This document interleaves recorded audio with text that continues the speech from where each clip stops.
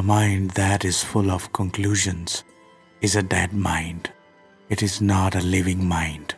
A living mind is a free mind, learning, never concluding. Forget all you know about yourself, because all you have ever thought about yourself. Start as if you know nothing. All great things start on a small scale. All great movements begin with individuals. And if we wait for collective action, such action, if it takes place at all, is destructive and conducive to further misery. So revolution must begin with you and me. The more you know yourself, the more clarity there is. Self-knowledge has no end. You don't achieve, you don't come to a conclusion.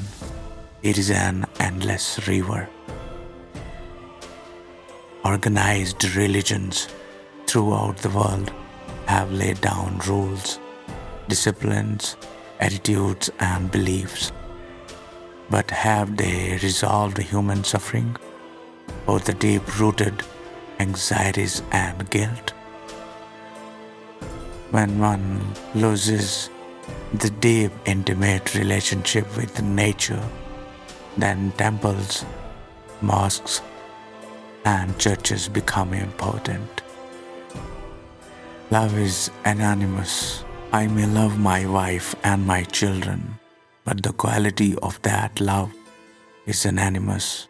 Like the sunset, love is neither yours nor mine.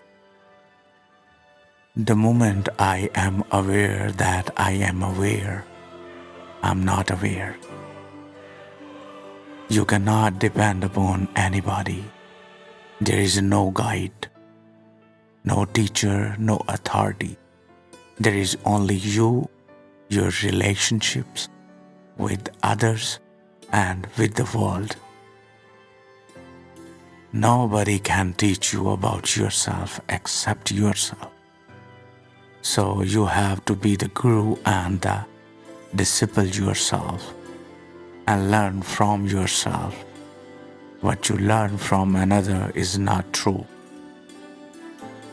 Leaders destroy the followers and followers destroy the leaders. Beauty is never time-binding. It is wholly free of time and so of culture. It is there when the self is not. Love, freedom, goodness and beauty are one, not separate. When you struggle against disturbance or defend yourself against outer or inner threat, you know you are conditioned. Without freedom from conditioning, humanity will always remain a prisoner, and life will remain a battlefield. Your consciousness is not actually yours. It is the consciousness of man. The emptying of consciousness of all its content is to have total movement in perception and action. The importance that is given to the hidden layer of consciousness is still on the surface, without any depth. To understand confusion, belief is not necessary. Belief only acts as a screen between ourselves and our problems. If the observer is differentiated from the thing observed, there is a contradiction. That very contradiction is the cause of confusion. There is fear of the present, of the future, fear of death, fear of the unknown, fear of not fulfilling, fear of not being loved. There are so many fears, all created by the machinery of thought. Fear can exist only in relationship.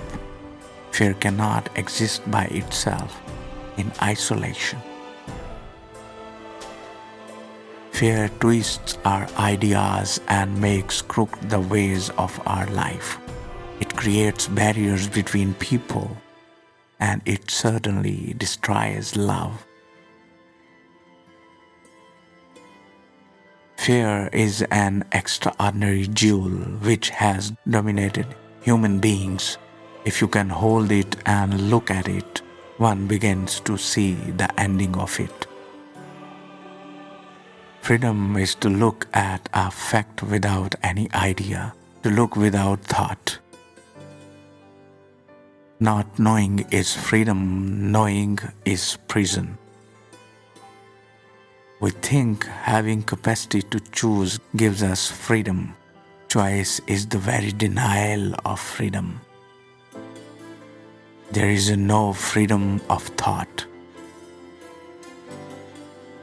Habit is the repetition of a pleasurable act brought about by the stimulating memories and images the mind evokes. When you fight a habit, you give life to that habit, and the fighting becomes another habit.